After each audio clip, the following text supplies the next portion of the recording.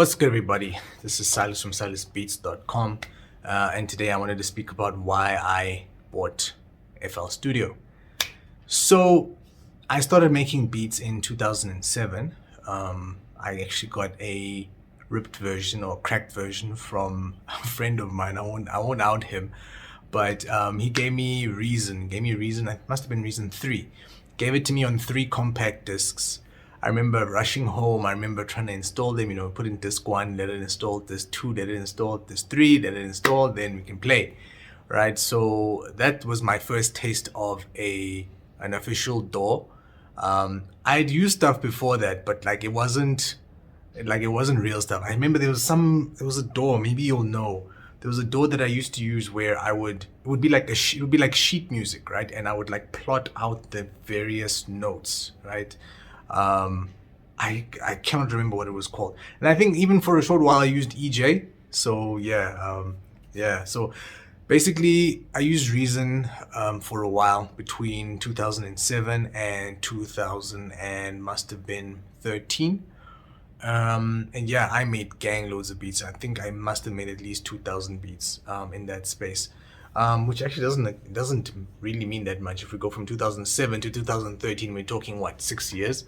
Yeah, so it's not a hang of a lot, but it is still quite a bit, right? So in 2013, the person I was collaborating a lot with was using FL Studio, and what I would do is I'd work in Reason, and I must have been Reason 5 at the time, but what would happen is if I work on something at home, because I was the melody guy, if I work on something at home, I would then need to export it and then take it through to his place to then load into FL so that he can start tweaking stuff around. He wasn't so keen on opening up Reason, or installing it or opening it up. So what I ended up needing to do is exporting. And for anyone who knows Reason 5 and below, you export one track at a time, right? It's pretty painful. So I would do that, send it over to his side. What he would end up doing is there'd be maybe say 10 tracks worth of beat information, it's kick, snare, whatever it is. He'd pull out majority of it and leave me with very little. And then he'd be like, okay, let's build on top of this. And after a while, I was like, no, man, I might as well then just try and work on stuff in FL Studio. I'd spent so much time working in his studio on FL Studio, so what the hell?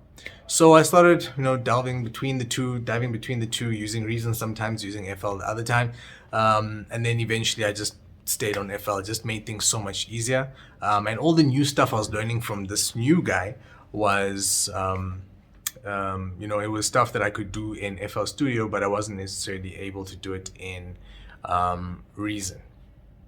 There was a new version of Reason that came out, must have been 6, 7, 8, I don't know.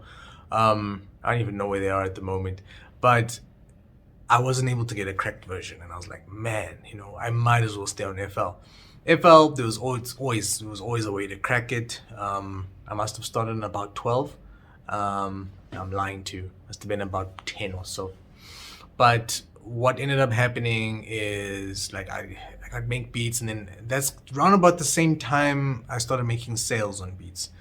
And there was one year in particular, it must have been 2016, where there was a few weeks when I was coining the sales, right? I was making a lot of sales of beats, and I remember sitting there and thinking to myself, no, man, I don't know, something just came over me. I walked into the lounge and I was like, nah, I need to pay for this software. It was just a flash of conscience. It just swept over me and was like, okay, cool. You're making money off of this thing. Surely you need to at least just make it legit. So what I did is I went onto the website. I bought I think it was the signature bundle. The signature bundle, must have been the signature bundle. Because I remember there were small little things that I still couldn't do. And even though I didn't use it for a while, I bought it, but I didn't really use the legit version. I carried on going back to the cracked version. I felt better.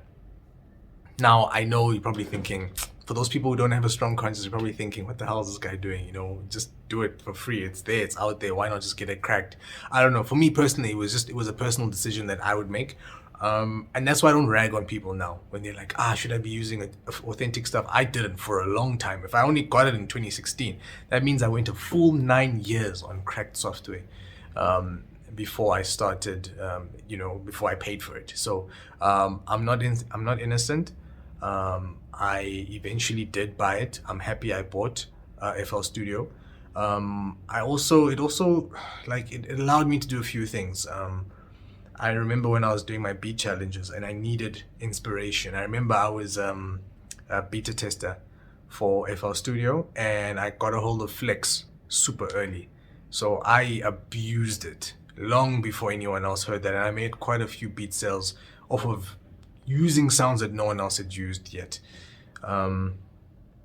Maybe at some stage, I don't know, maybe at some stage it'll just become mandatory for you to, I don't know, have a legit version. But there's a team of pretty smart people out there more than happy to try and crack the software. And I mean, there's nothing, I don't have any sort of hate towards those people, let them do what they do. But for me personally, the moment I started paying for my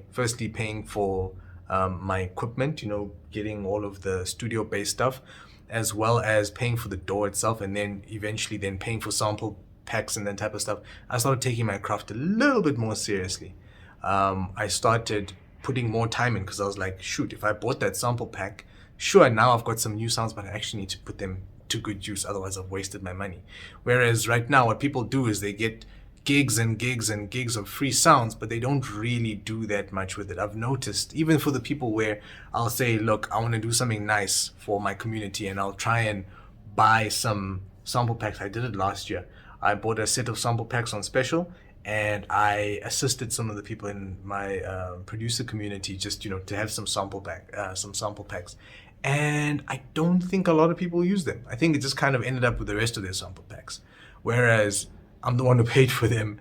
I actually use them like a lot. So I don't know. I think there's a little bit of seriousness that does go into it. I can almost liken it to how a person will pay a little bit extra for studio time, or pay a premium for the music video, or pay a higher price for, say, a car or whatever it might be, and there's this sense of, I now need to do more with what I've been given. I have forked out a little bit of cash for it. Whereas I've got friends of my own who have totaled their own cars just because I wouldn't say it was just because it was given to them as a gift, but I believe that they just didn't take care of their cars as well as they could have, just psychologically. It just wasn't in their mind because they didn't have that psychological financial burden of it on them. So it's one aspect.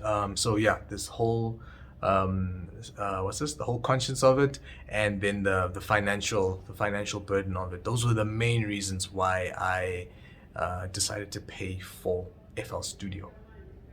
Peace.